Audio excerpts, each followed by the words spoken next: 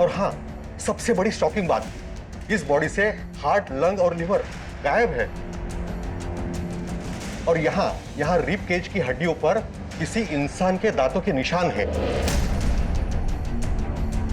Doctor साहब, क्या body के चेहरे से जो स्कल है उससे हम उसका चेहरा बना सकते हैं? I will try my level best. Thank you. इंसान के दांतों के निशान? श्रीवास्तव, कहीं ये अपराधी कोई नरभक्षी तो नहीं है? कि जिस तरह से पुलिस के सामने पोस्टमार्टम की रिपोर्ट आई थी और उन्हें ये पता चला था कि महिला के शरीर के कुछ अंग गायब हैं, तो पुलिस के लिए ये एक शॉकिंग न्यूज़ थी। क्या उनका सामना एक नरभक्षी से होने वाला था? सर, हमें फार्म हाउस से कुछ दूरी पर एक सीसीटीवी मिला है। उसमें कार दिखाई दे रही है। उसका नंबर है MP0932JK। ठीक है, आरटीओ से ओनर का पता निकालो। जी सर।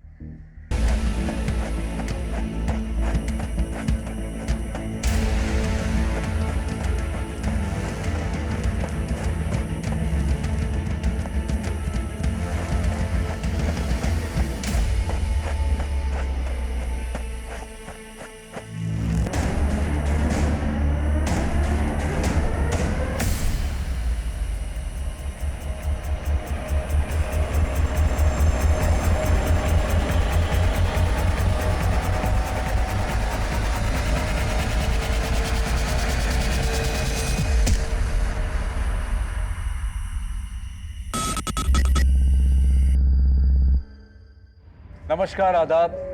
क्राइम पेट्रोल सतर्क के आज के एपिसोड में मैं अनूप सोनी आप सबका स्वागत करता हूं। इंदौर की पुलिस एक ऐसी अमानवीय घटना से रूबरू हुई कि जिसने जनता के साथ साथ उनका भी दिल दहला दिया। उनके सामने एक ऐसा केस आ गया जो ना सिर्फ एक पहेली बन गया बल्कि एक बड़ी चुनौती भी।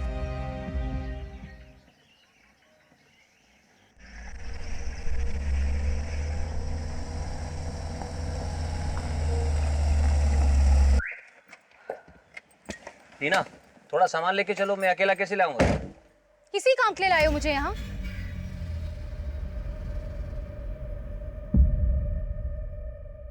लीना,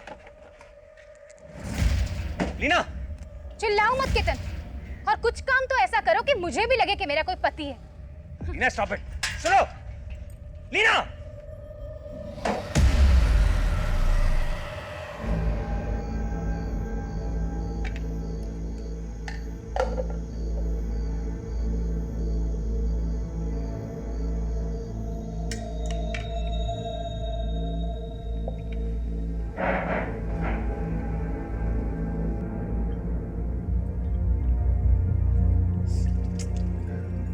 केतन, वॉश बेसिन में से पानी नहीं जा रहा है।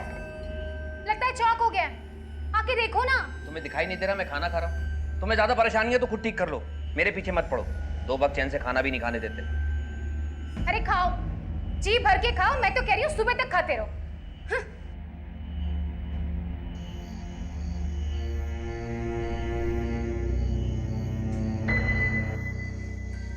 कैसी अजीब सी बदबू आ रही है। क्या मुसीबत है, चैन से सो भी नहीं सकते।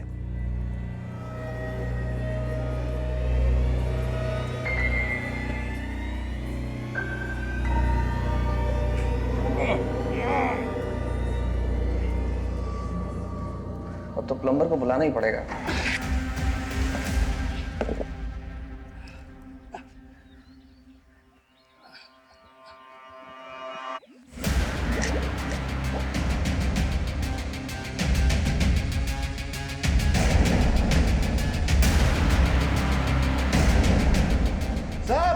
साहब जल्दी है साहब।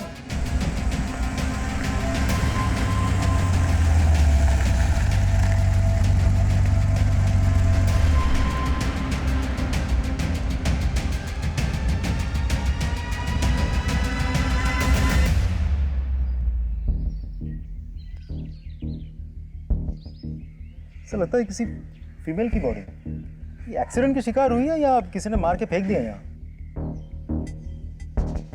इतनी बुरी तरह से सड़ चुकी है, एज तक समझ में नहीं आ रही सर। विक्टिम की एज और कॉज ऑफ डेथ तो पोस्टमार्टम रिपोर्ट में पता चली जाएगी। श्रीवास्तव, आसपास जितने भी पुलिस स्टेशन है वहाँ की मिसिंग कंप्लेंट चेक कर लेना। आप लोग देखो आसपास कुछ मिलता है क्या।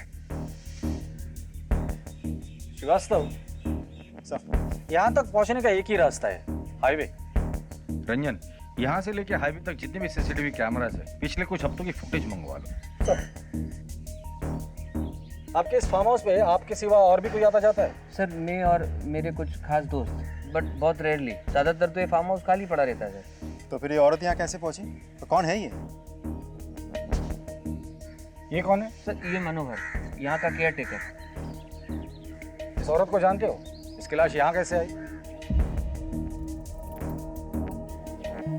केतन जी, आप बात करने से मना कर रखा है। अगर ऐसा ही है तो बता दीजिए हमें। सर आप हमारा यकीन कीजिए सर, हम कुछ भी नहीं जानते इस बारे में। श्रीवास्तव, लेके चलो इसे। सर मैंने कुछ आइए। भी नहीं किया सर। आप आइए हमारे साथ।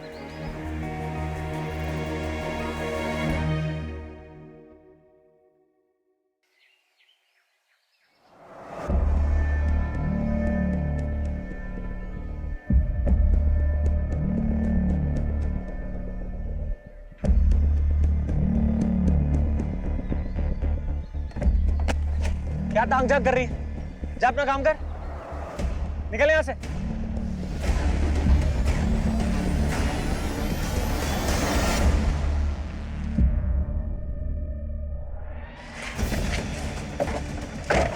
पूरा मूड खराब करके रख दिया इसने। अब देखना, ये ऑफिस में जाकर ना हमारी चुगली करेगी। अगर इसने चुगली करी ना तो मैं स्मिता की ना बैंड बजा दूँ। तू चिंता मत करता। चिंता नहीं, मुझे गुस्सा आ रहा है सुरेंद्र। ज्यादा ही होशियार बनती जा रही है आजकल ये। बात बात पर मेरी गलतियां निकालती है। ये तो अखिलेश सर अच्छे हैं, इसकी बात पर भरोसा नहीं करते, वरना। अरे तू इसके बारे में ज्यादा मत सोच, मैं इसे देख लूँगा।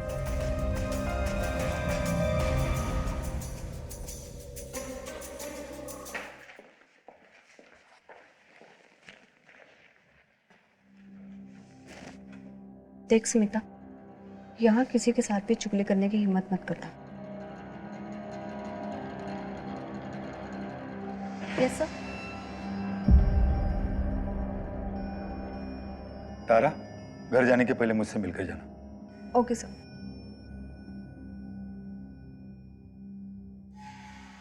सभी देशवासियों को जनता कर्फ्यू का पालन करना है। इस जनता कर्फ्यू के दरमियान हेलो। सभी नागरिक अच्छा घरों से बाहर न निकलें, ठीक है, मैं अभी आती हूँ। न सड़क पे जाएं, डियर वाइफ, न मोहल्ले न्यूज़ नहीं में, सुनी? न सोसाइटी में। घर से बाहर कोई नहीं जा सकता। पतिदेव, ऑफिस का काम है, मुझे जाना होगा। पागल हो गई? बाहर जनता कर्फ्यू लगा हुआ है। मुझे जरूरी काम है, समझो बात को। की सफलता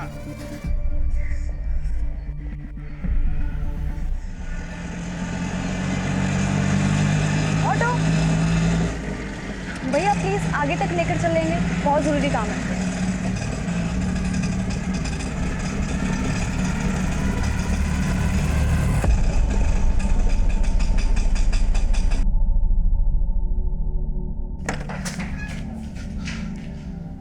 तुम यहाँ क्या कर रहे हो? बड़ा शौक है ना तुझे तारा की जासूसी करने का। चल बता, आज जनता कर्फ्यू के दिन तारा ऑफिस क्यों गई थी? सुरेंद्र देखो, तुम जाके अपनी बीवी से पूछो ना। और हाँ, एक बात कान खोल के सुन लो, दोबारा मेरे घर पे ये शराब पी के मत आना। देख लूंगा मैं तुझे। हाँ हाँ ठीक है, देख लूंगा तुझे मैं जाओ यहाँ स्मिता।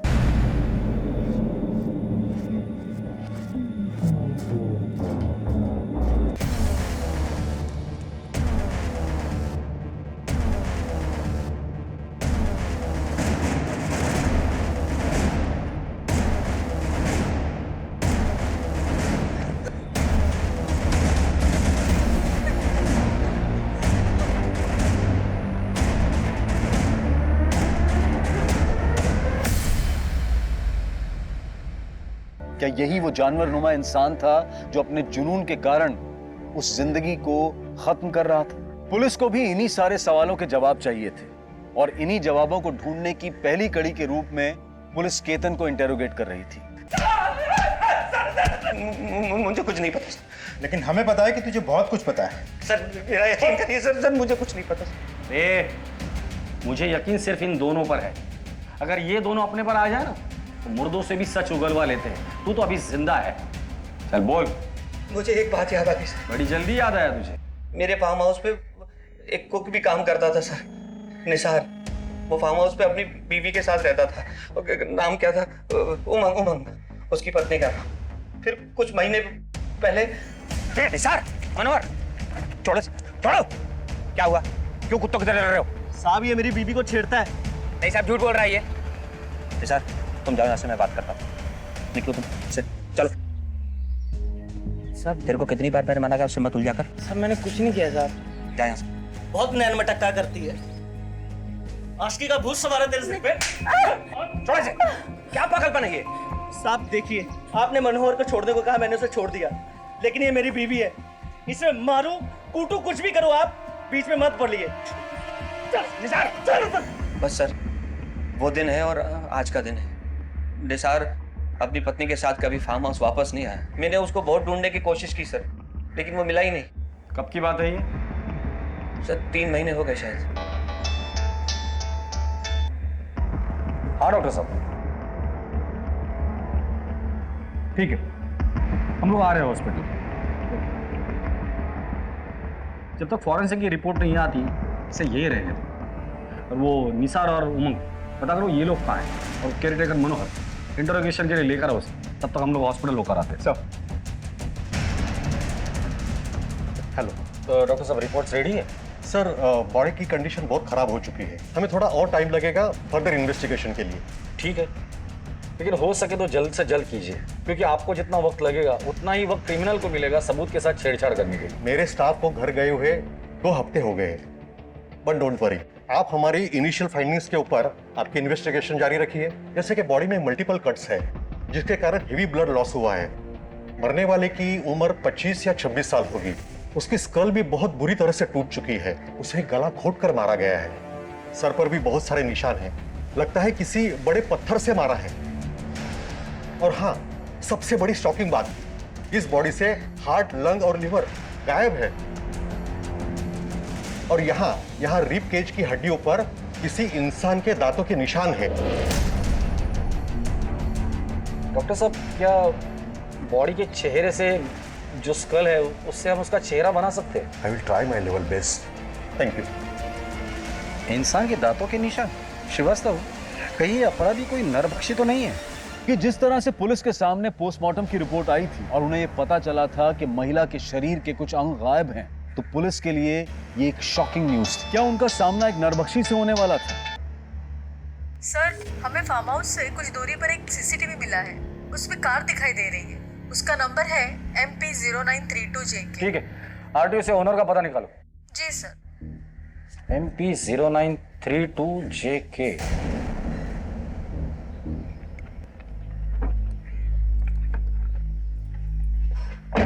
चलो भैया। मैडम, ये टैक्सी कहीं नहीं जाएगी। नहीं जाएगी? नहीं जाएगी तो रोड पे क्यों लगा रखी है? अपने घर क्यों नहीं रखते? कहाँ से आ जाते हैं नमूने कहीं के। क्या बोला? ए रुक रुक रुक, क्या बोला तूने? नमूने क्या बोला? हाँ रुक।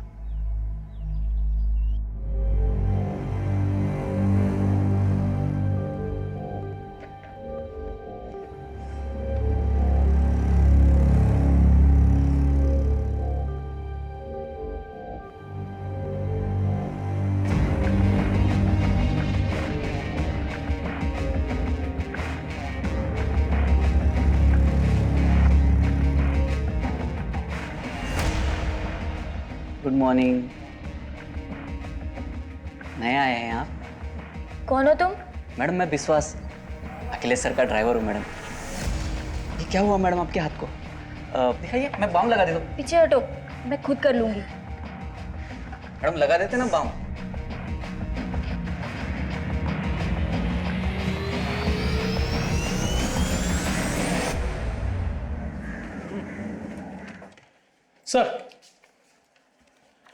सर ये स्केच आ गया। सर ये हमने विक्टिम का 3/4 फेस बनाने की पूरी कोशिश की है, क्योंकि उसका जो ब्रोन स्ट्रक्चर था उसके हिसाब से इतना ही मैच हो पाया। ठीक है, जाइए। सर एक इन्फॉर्मेशन है सर। बोलो। सीसीटीवी फुटेज में हमें जो गाड़ी दिखी थी उस गाड़ी की डिटेल्स मिल गई है।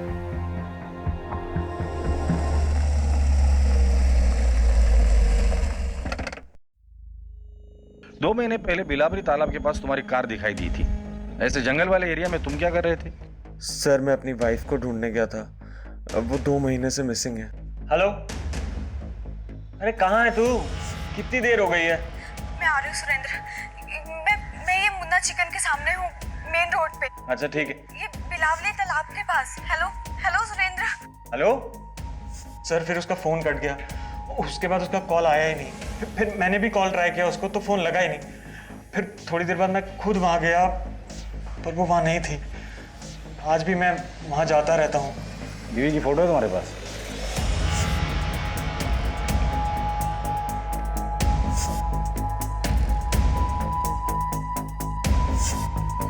सर सिमिलर तो है लेकिन लगता नहीं कि यही है। क्या हुआ सर? दरअसल उस तालाब के पास हमें एक औरत की लाश मिली है। सर मेरी बीवी तारा सिर्फ गायब हुई है, उसके साथ ऐसा कुछ उल्टा सीधा नहीं हो सकता। तुम इतने यकीन के साथ कैसे कह सकते हो? और अगर वो गायब है तो तुमने जाके पुलिस स्टेशन में रिपोर्ट लिखवाई थी? हाँ सर मैंने लिखवाई थी, पर फिर मैं पुलिस स्टेशन नहीं जा पाया और वहाँ से कोई फोन भी नहीं आया। तुम्हारी बीवी तारा का किसी के साथ झगड़ा था या दुश्मनी थी? सर उसकी बहन चंदा से उसका हमेशा झगड़ा रहता था। यहाँ क्या करने आई है तू? तुझे ये कहने आई हूँ कि अब देवास वाला घर तू मेरे नाम कर दे। वो घर पापा ने मेरे नाम किया है। तो मैं भी तो उनकी बेटी हूँ ना, तो उस हक से तो वो घर मेरा भी हुआ। अगर हक होता ना तेरा तो पापा तुझे जरूर तेरा हिस्सा देते। चुपचाप वो घर मेरे नाम कर दे, वरना सोच लेना तू। वरना क्या करेगी? तुझे ऐसी मौत मारूंगी ना कि तेरी रूह भी कांप जाएगी, और तेरे मरने के बाद तो प्रॉपर्टी मेरे नाम खुद ब खुद हो जाएगी। तू मेरी बीवी को मारेगी? समझती क्या है तू अपने आप को? वो तो तुम दोनों बहुत जल्द समझ जाओगे। बस सर चंदा उसे ऐसे ही धमकी देती रही, परेशान हो गया था उनके झगड़ों से। यहाँ तक कि मैंने तारा को कह दिया था कि चंदा को प्रॉपर्टी दे दे, लेकिन तारा को अपने पापा के घर से एक इमोशनल लगाव था, इसलिए उसने मेरी बात नहीं सुनी। हालांकि सर इस प्रॉपर्टी के लिए चंदा ने कोर्ट केस भी किया है जो पिछले साल से चल रहा है। तारा वो केस जीतने भी वाली थी। हो सकता है सर चंदा ने कुछ किया हो।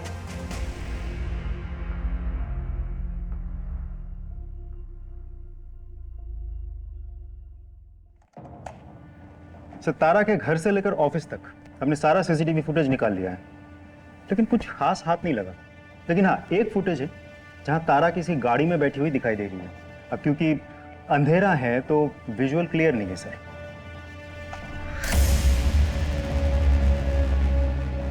ड्राइवर का चेहरा दिखाई नहीं दे रहा है। Yes sir. ना ही गाड़ी का नंबर।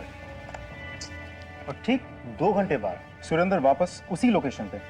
मतलब देखा जाए तो सुरेंद्र ने हमें जो भी स्टेटमेंट दिया था फुटेज के साथ हूबहू मैच हो रहा है सर। करेक्ट। सुरेंद्र ने हमें बताया था कि उसे चंदा पर शक है, क्योंकि ऐसा तो नहीं कि इस गाड़ी में चंदा बैठी हो। नहीं सर, अगर चंदा होती तो तारा उसी गाड़ी में जाके नहीं बैठती। दोनों में बहुत बड़ा झगड़ा हुआ था। तो फिर कौन हो सकता है? क्योंकि तारा अपनी मर्जी से उस गाड़ी में बैठी है, इसका मतलब गाड़ी के अंदर जो कोई भी था तारा उसे अच्छे से जानती थी। कौन हो सकता है सर? केतन हो भी सकता है, पर तारा और केतन के बीच कोई कनेक्शन हो ऐसी कोई भी बात हमारे सामने अभी तक नहीं आई। श्रीवास्तव एक काम करो, ऐसी गाड़ियां किस किस के पास है ये पता करो, और वो चंदा उसे पूछताछ के लिए बुलाकर लेकर आओ। सब मनोहर को ले आया था, गांव में छिपा हुआ था।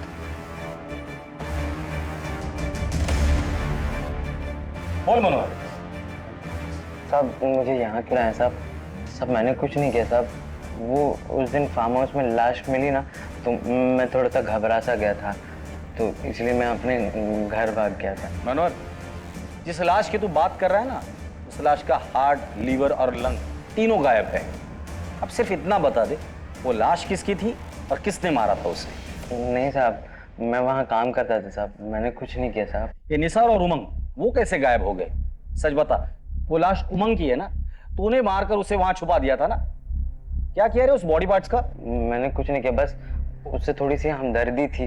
वो क्या है ना कि वो निसार ना उसे बहुत मारता था, गाली भी देता था साहब। बस उमंग ना उन सारी बातों से ना परेशान रहती थी, तो वो बस अपना मन हल्का करने के लिए वो सारी बातें मुझे बताती थी। अच्छा, तेरा ये जो मालिक है केतन और उसकी बीवी लीना, इनके ताल्लुकात कैसे? वैसे तो ठीक ही है, मतलब उन दोनों के बीच में टेंशन चलते रहता है। केतन आखिरी बार फार्म हाउस पे कब आया था? हाँ, करीब 2.5 महीना पहले। सब वो एक औरत को लेकर आए थे। आखिर तुम मेरे पीछे पड़ी क्यों? तुम्हें समझ में नहीं आता एक बार? हमारा ये रिश्ता अब नहीं चल सकता। बस जो होना था वो यहां तक हो गया। बार बार मैं तुम्हें एक बात को नहीं समझा सकता। अगर तुम समझती क्यों नहीं, लीना को पता चल जाएगा तो वो मुझसे दूर हो जाएगी, मेरा नुकसान हो जाएगा। तुम क्या बोलूं तुम्हें मैं?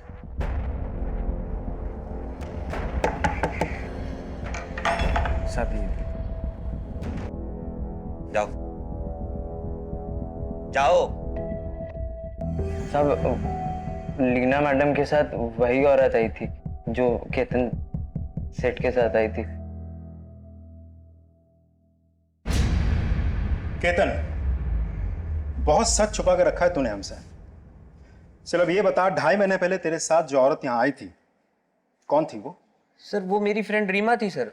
मेरा फार्म हाउस खरीदना चाहती थी, इसलिए मेरे साथ थी। और अब वो कहाँ है? पता नहीं सर, हमारी डील होने वाली थी, फिर बात बनी नहीं।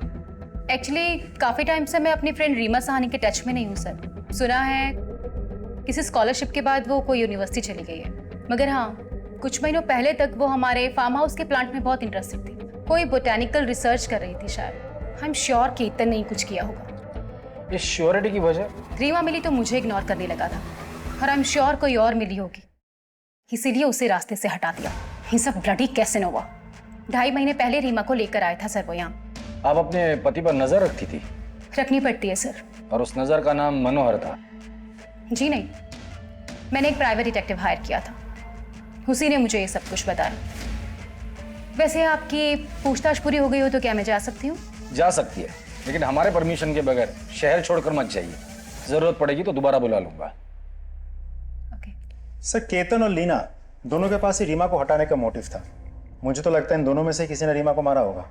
नहीं श्रीवास्तव, 3 औरतें गायब हुई है, उमंग, रीमा और तारा, और लाश हमें सिर्फ एक औरत की मिली, और मुझे लगता है वो शायद तारा की है। तो क्या सर उन दोनों का भी खून हुआ है और उसमें भी यही 2 इन्वॉल्व है? लेकिन सर मोटिव क्या हो सकता है? पता नहीं सर, सब कुछ बहुत उलझ सा गया है। श्रीवास्तव, यही उलझन तो हमें सुलझानी है। हमें बस उस एक सिरे की तलाश है जो हमें कातिल तक लेकर जाएगा, और वही सिरा हमें दिखाई नहीं दे रहा है। उस चंदा को बुला कर लाओ। साहब मेरी बहन तारा तो मिसिंग थी, फिर उसकी लाश। जता तो ऐसे रही हो जैसे बहन गायब होने का बहुत बड़ा दुख हुआ है तुम्हें। हाँ साहब, इसीलिए तो मैंने उसकी मिसिंग कंप्लेंट कराई थी, ना कि उसके पति सुरेंद्र ने। मिसिंग कंप्लेंट तुमने लिखवाई थी? हाँ सर, ये देखिए मेरे पास उसकी कॉपी भी है। इसमें नाम तो तारा सेंगल का है। हाँ साहब, ये उसका शादी से पहले का नाम है। तारा और तुम्हारे बीच प्रॉपर्टी को लेकर झगड़ा चल रहा था, कोर्ट केस भी चल रहा था। लेकिन वो तो मैंने वापस ले लिया था आज से 1.5 साल पहले। ये देखिए मेरे पास पेपर भी है। कोर्ट केस वापस लेने के पीछे कोई खास वजह? साहब वजह बस इतनी थी कि कुछ भी हो, सारी प्रॉपर्टी तारा के बेटे अक्षय के नाम ही होनी थी, और अक्षय मेरे लिए मेरे बेटे जैसा ही है। मतलब ये कि मैं कभी माँ नहीं बन सकती, और अक्षय ही मेरे लिए मेरा सब कुछ है। ये तारा और सुरेंद्र के बीच रिश्ता कैसा था? वैसे तो वो दिल का बहुत अच्छा है, लेकिन अगर उसकी सटक जाए ना तो वो शैतानों का भी बाप बन जाता है साहब। हे भगवान, ये इंसान है या शैतान? कैसे जानवरों की तरह काटा है तुझे?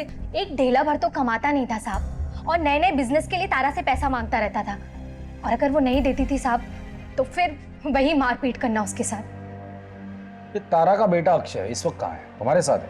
नहीं साहब, वो बोर्डिंग स्कूल में है। तारा से आखिरी बार कब मिली थी तुम? उसके गायब होने से कुछ दिन पहले मिले थे हम लोग, लेकिन जब मैंने सुरेंद्र से इस बारे में पूछा तो उसने कोई जवाब नहीं दिया। ये सुरेंद्र और तारा का रिश्ता कैसा था? हाँ साहब, सुरेंद्र तारा से प्यार तो बहुत करता था। चल रहे बहुत दर्द हो रहा है मुझे। अरे कुछ नहीं होता, जरा सी चोट है। अरे मजनू, कहाँ चल दिए भाई? अपनी लैला का इलाज करवाने। तू क्यों खून जला रहा है बे? सुरेंद्र ने तारा के गायब होने के बारे में कुछ बताया था? हाँ साहब, सुरेंद्र कह रहा था कि उसने तारा को खोजने की बहुत कोशिश की, लेकिन वो मिली नहीं। उसके चक्कर में सर दिन रात दारू पीने लग गया। सर कुछ दिन पहले ना आया था मेरे पास ही, और कह रहा था कि 10 दिन की छुट्टी पे जा रहा है, और हंसने लगा। वो सर ऐसी बात बोली कि मेरे को भी हंसी आ गई। उसने ऐसा भी क्या बोला था?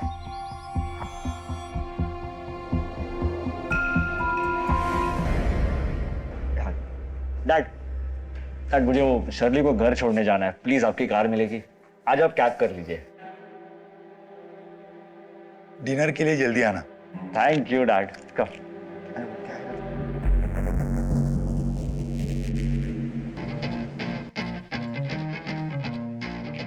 मीना, थोड़ा वॉल्यूम तो कम करो। नहीं होगा बंद, इसको सुनने से शांति मिलती। शांति खामोशी में मिलती। नहीं होगा बंद। और आपको जहाँ शांति मिलती है ना, आप वहाँ जाइए। और तुम जहानुम में जाओ, देखता हूँ मुझे कहाँ शांति मिलती है।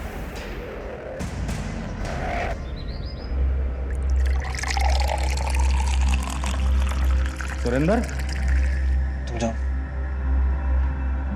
सर, आप यहाँ कुछ काम था? हाँ, तुम्हारी बीवी गायब होने के बाद तुम बहुत गम में थे ना, तो सोचा मिलकर थोड़ा गम बांट लेते हैं तुम्हारा। श्रीवास्तव, देखो बेचारा कितने गम में है।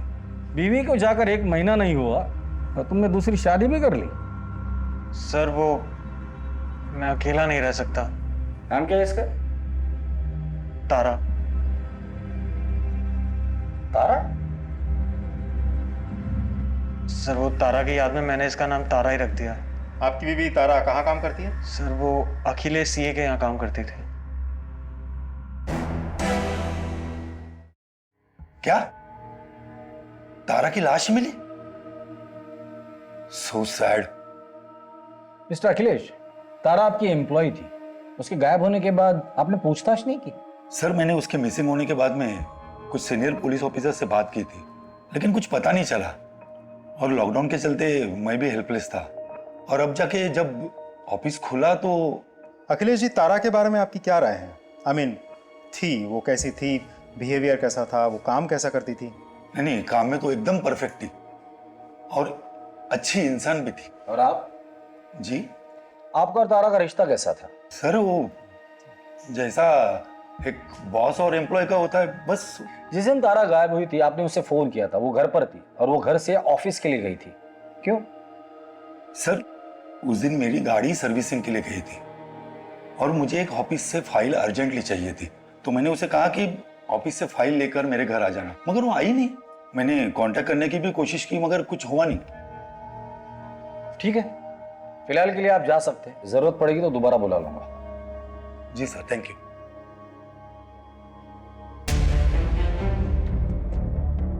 सर, एक बात मुझे समझ में नहीं आई, वो फाइल इतनी भी क्या अर्जेंट थी कि अखिलेश ने तारा को जनता कर्फ्यू के दिन ऑफिस भेजा था? हाँ सर, जब वो ऑफिस से काम खत्म करके घर जा चुका था, फिर उसे अचानक से फाइल की याद क्यों आई? बात किसी फाइल की है ही नहीं। इस अखिलेश ने हमें आधी कहानी बताई है, बात कुछ और ही है। Extra marital affair sir? हो सकता है। हाँ, लेकिन इंसान के दांतों के निशान भी तो हमें बॉडी पे मिले थे, उसका क्या? और एक्स्ट्रा मैरिटल अफेयर के साथ नरबख्शी का क्या कनेक्शन हो सकता है? बहुत ही स्ट्रेंज केस है सर। अखिलेश के ऑफिस और घर के आसपास उसके बारे में पूछताछ करो और उसका वो ड्राइवर उठाकर लेकर आओ उसे। वो जरूर कुछ ना कुछ तो जानता होगा जिससे हमें इस केस की लीड मिल जाएगी।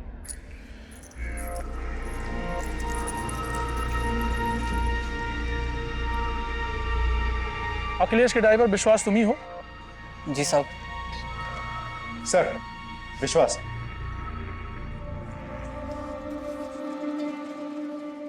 बैठ। तारा को जानता है? जानता हूँ ना साहब, हाल ही में अपन उसके बस्ती में रहने के लिए गए साहब। हालांकि ये बात किसी को मालूम नहीं है, अखिलेश साहब को नहीं मालूम है। क्या हुआ साहब? हुआ तो बहुत कुछ है, फिलहाल तो इतना बता दे, अखिलेश और तारा के बीच रिश्ता कैसा था? सिर्फ मालिक और नौकर थे या और कुछ? सर कई बार लगता तो था उन दोनों में कुछ चक्कर है। अखिलेश साहब की पत्नी मीना मैडम को भी उन पर शक था, कई बार सवाल भी पूछती थी।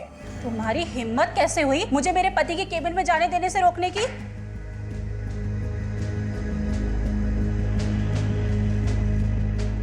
ऐसे कौन से काम में बिजी थे कि आपका प्यून मुझे अंदर आने से रोक रहा था? क्या चल रहा है इस ऑफिस में? बहुत गुस्सा करती थी साहब। उस दिन फोन पर भी वो किसी से बात कर रही थी। अरे भैया, कुछ तो उपाय करो। देखो, मैं कुछ भी करने को तैयार हूँ, बस ये तारा नाम की बला से ना पीछा छूट जाए। बस मैं इतना चाहती हूँ कि तारा ना इस दुनिया से ही उठ जाए। ठीक है, जाओ तुम।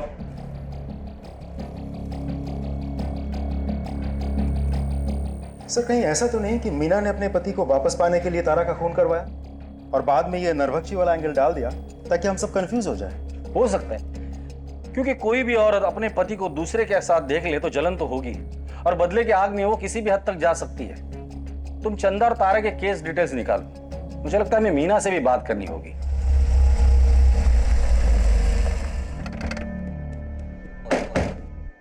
सर अगर मुझे बदला ही लेना होता तो मैं 4 साल इंतजार क्यों करती? मैं उसे उसी टाइम खत्म कर देती जब मुझे पता चला था कि मेरे पति का चक्कर उस तारा से चल रहा है। और वैसे भी मेरे पति को क्या फर्क पड़ता है, उसे तो अपने ऑफिस में रोज खूबसूरत जवान लड़की चाहिए।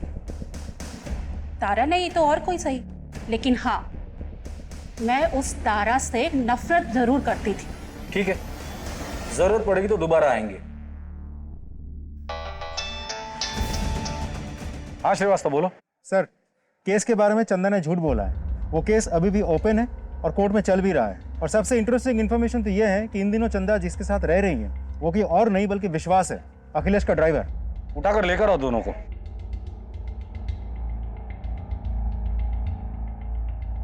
तुम दोनों ने बहुत कहानियां सुनाई मुझे, अब मुझे असली कहानी सुनिए। साहब मैंने केस वापस ले लिया था, लेकिन विश्वास ने बोला कि केस वापस चला दे। इसने मुझे मजबूर किया, इसलिए मैंने वापस चला दिया। ये बोला कि प्रॉपर्टी तुझे नहीं चाहिए तो मैं रख लूंगा। मैं इससे प्यार करती हूँ साहब, इसलिए मना नहीं कर सकी। पर साहब सच में तारा को मैंने नहीं मारा साहब। साहब तारा को मारना ही होता तो सर मैं चंदा को केस चलाने के लिए क्यों कहता सर?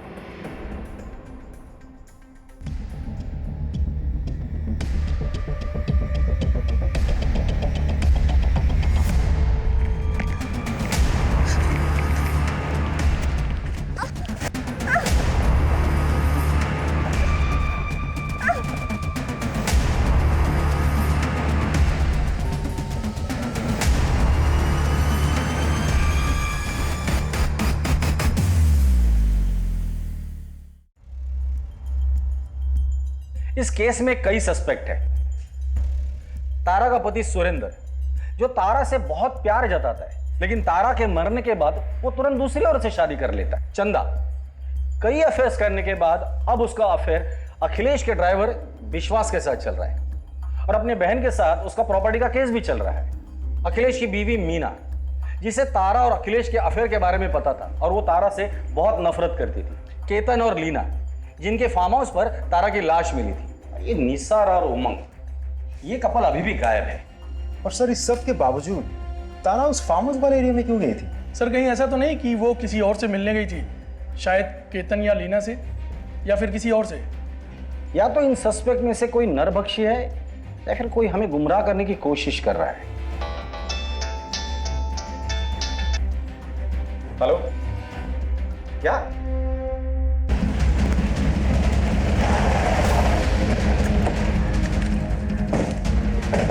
फोन आपने किया था? हाँ सर। बॉडी कहाँ दिखाइए?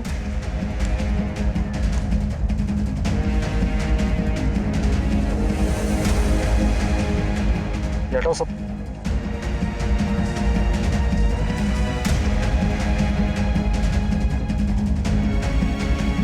सर इसका चेहरा तो पहचान में ही नहीं आ रहा है। सर मारने का तरीका देखा आपने? इसे भी बिल्कुल तारा की तरह ही मारा गया है। आस पड़ोस में लोगों से पूछताछ करो, किसी ने कुछ देखा है या नहीं। सर बॉडी को पोस्टमार्टम के लिए भेज दो।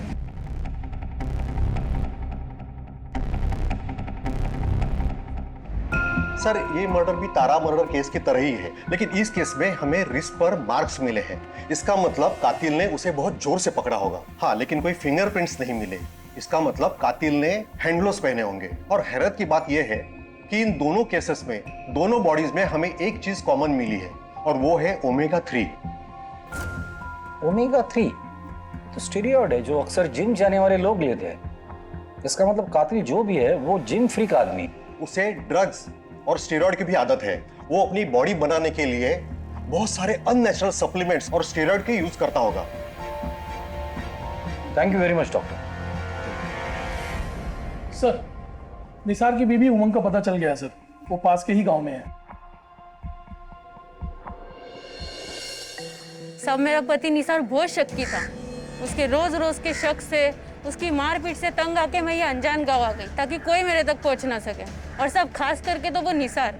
जब तुम फार्म हाउस पे थी तो केतन और लीना के अलावा और कौन आता था फार्म हाउस पर? सब मेम साहब के अलावा उनके खास दोस्त आते थे। और कोई नहीं आता था? और हाँ सर, एक बार जब फार्म हाउस पे कोई नहीं था तब एक आदमी आया था। ये फार्म हाउस किसका है? केतन साहब का। उनकी पत्नी का नाम क्या है? लीना मैडम। एज क्या होगी? लेकिन आप कौन है और ये सब क्यों पूछ रहे हैं? जी शायद मैं उन्हें जानता हूँ, so just confirming. By the way, आपका नाम क्या है? आप भी बहुत खूबसूरत हो, तुम फूल की तरह। लेकिन उसके बाद मैंने उसको कभी नहीं देखा सर। जब तुमसे उसने मेम साहब के बारे में पूछा तो तुमने सारी इंफॉर्मेशन दे दी उसे? अब वो इतने प्यार से पूछ रहा था साहब, तो मैं मना नहीं कर पाई। लीना जी, हमने सुना है कि कोई था जो आपसे मिलने के लिए बहुत डेस्परेट था, आपसे जान पहचान बढ़ाने के लिए उसने कोशिश भी की थी। कुछ याद आया? नहीं? कोई बात नहीं, मैं लेडी कांस्टेबल को बोल दूंगा, वो आपकी याद ताजा कर देगी। हाँ, थोड़ा सा दर्द होगा लेकिन याद जरूर आ जाएगा। मैं एक आदमी से मिली थी सर, उसे मैंने फार्म हाउस के बारे में बताया था। अब सुनिए। जी कहिए। क्या ये आपका सेल फोन गिर गया? जी नहीं, मेरा सेल फोन तो मेरे पास है। अच्छा, बाय द वे, ये फार्म हाउस आपका है? जी हाँ। बहुत खूबसूरत है। Thank you. बिल्कुल आप ही की तरह। वो bye the way, I am Suraj. If you don't mind, क्या मैं एक दो पल आपके साथ चल सकता हूँ? वो क्या है ना कि मैं यहाँ पे नया आया हूँ, तो I am looking for a good company. उसके बाद हम 2 बार और मिले। कमाल है लीना जी, आप ऐसे किसी भी अजनबी के साथ। एक्चुअली सर, मैं अपनी मैरिड लाइफ में खुश नहीं थी, और इनके बारे में मैं आपको बता चुकी हूँ। वो आदमी बहुत ही इम्प्रेसिव था, और किसी से 2 पल हंसकर बात करने की खुशी को मैं रेसिस्ट नहीं कर पाई। बट कुछ दिनों बाद हम लोग फार्म हाउस से चले गए थे। मैं अपने काम में बिजी हो गई, और उसके बाद मैं उससे कभी नहीं मिली। नंबर है उसका? जी नहीं। चेहरा तो याद होगा। श्रीवास्तव, स्केच आर्टिस्ट को बुला, उसका स्केच बनाने में हमारी मदद कीजिए। जाइए।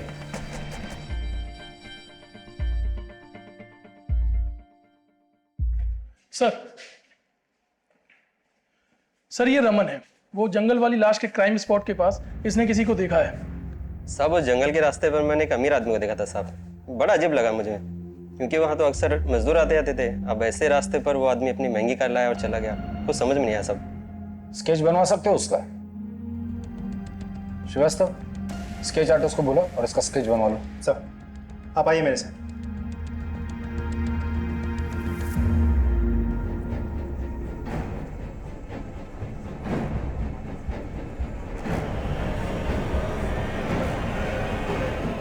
तीनों स्केच तो एक ही आदमी के हैं। ये तो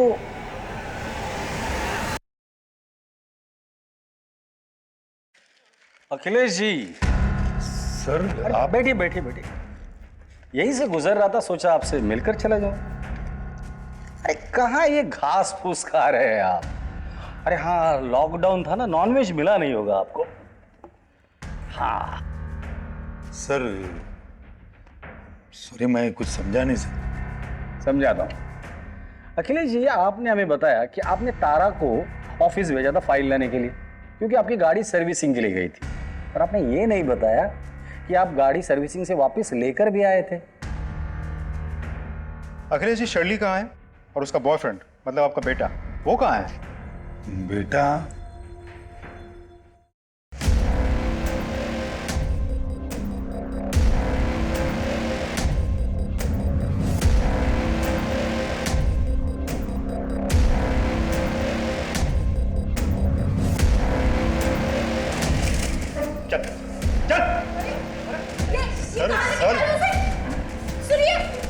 आप नहीं चलेंगे? चलो। सॉरी साहब, मैं अपने बेटे को बचाने की कोशिश कर रहा था। ऐसे बेटे को बचाने से अच्छा ये होता कि इसे हमारे पास लेकर आते। ऐसे हैवान को बचाकर तुमने भी बहुत बड़ा जुर्म किया है। साहब मैं शर्मिंदा हूँ।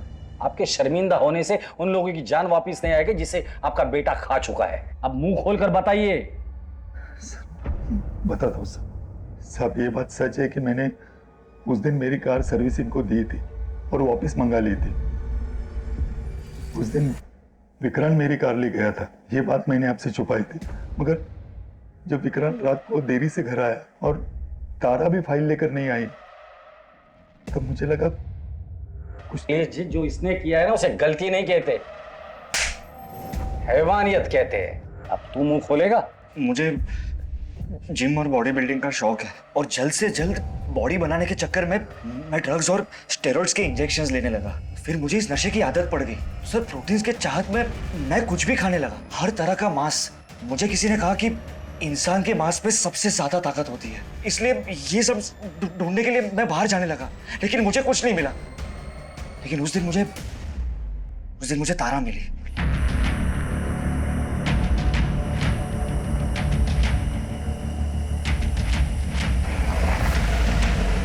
अरे तारा, कहाँ जा रही हो? आपके घर जा रही हूँ, ये फाइल आपके पापा ने मंगवाई है। आओ बैठ जाओ, मैं घर ही जा रहा हूँ, तुम्हें छोड़ देता हूँ। ओके। वो जैसे गाड़ी में बैठी, पता नहीं मैं आउट ऑफ कंट्रोल हो गया और उसे फार्म हाउस की तरफ ले जाने लगा, लेकिन उसने ऐतराज किया। ये आप कौन से रास्ते से जा रहे हैं सर? ये रूट गलत है। नहीं, सही रास्ता है, मैं काफी बार इस रास्ते से गया हूँ, डोंट वरी। नहीं सर, देखिए मुझे ना कुछ भी ठीक नहीं लग रहा है। आप मुझे यहीं छोड़ दीजिए, मैं घर खुद चली जाऊंगी। प्लीज आप गाड़ी रोकिए और ये फाइल आप अपने पापा को खुद ही दे देना।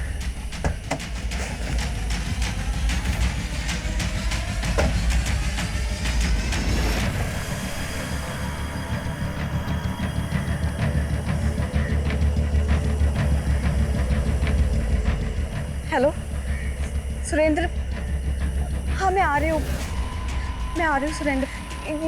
मैं ये मुन्ना चिकन के सामने हूँ, मेन रोड पे, ये बिलावली तालाब के पास। तुम्हें मेरे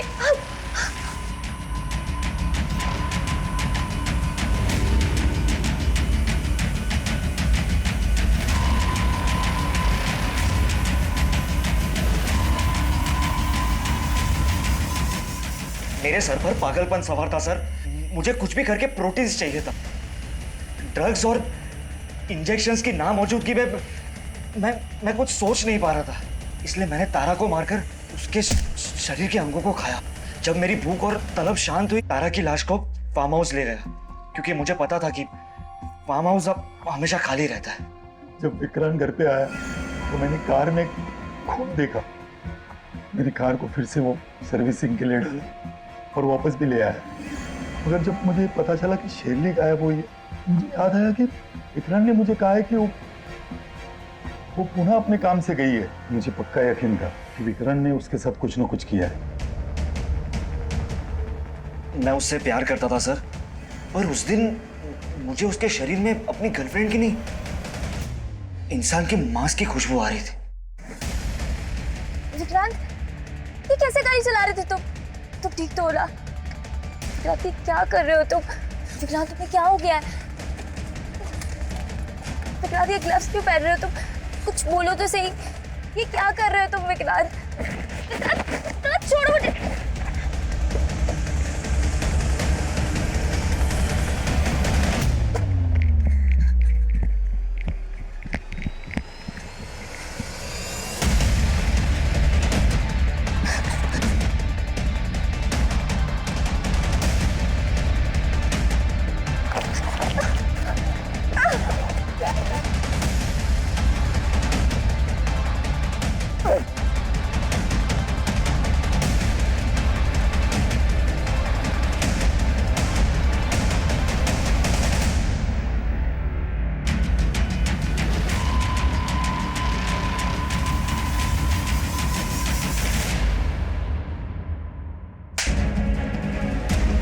इंसान नहीं, एक नरभक्षक है, नरभक्षक, जानवर से भी बदतर।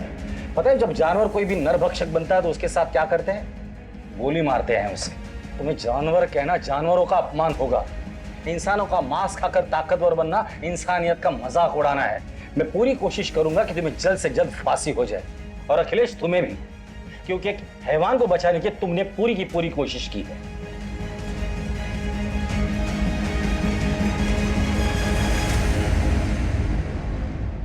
ये समय हम सब के लिए आत्म परीक्षण का समय है।